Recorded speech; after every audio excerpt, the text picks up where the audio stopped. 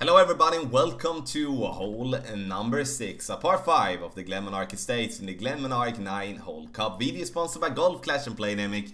So let's go. Here you can see that I'm playing with an Apocalypse level 5, and I would say that you can play with whatever driver here. It all depends on what wind we're having, what we're actually going to do. I'm going to start with tailwind. If we do have a tailwind, we are going to try to clear the bunker and bounce over. And if we do have a crosswind, we're going to lay up, as I'm doing here, and if we do have a headwind, we're definitely also going to lay up.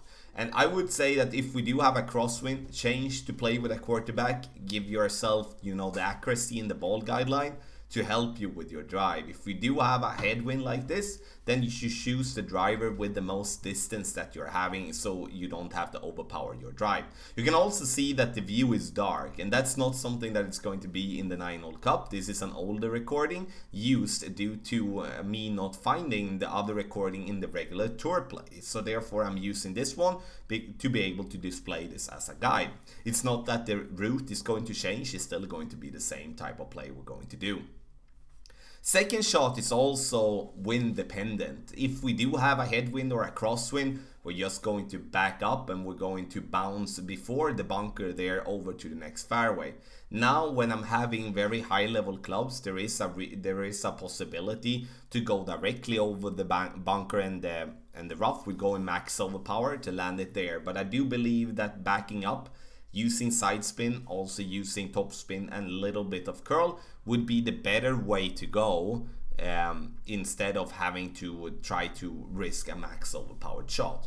Let's then say that we had a tailwind for our drive, and we did have a tailwind for the second shot. Then we can actually try to go for green.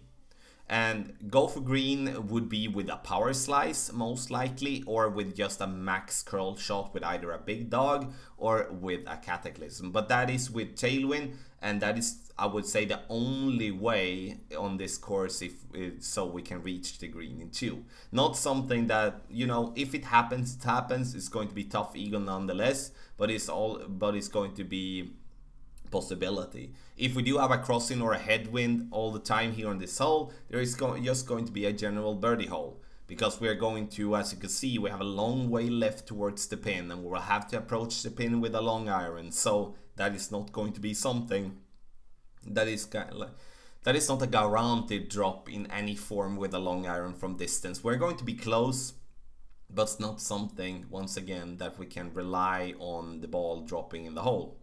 You can see how far we are. We're almost in max distance, if I'm not mistaken here. And once again, just because it's dark doesn't mean that it's placed differently. You play the same, and there will be, of course, a new version of this hole going forward with a more brighter view. The first shot, the drive, 10% downhill. Second shot, we're not going to over or under adjust anything. With the third shot here, we're going to over adjust 10%. And there you have the elevation adjustment. You can find other courses for the Glenmonarch Estate and also for the Glenmonarch 9-hole cup on golfclashtommy.com. Video sponsored by Golf Clash and Playdemic. Good luck.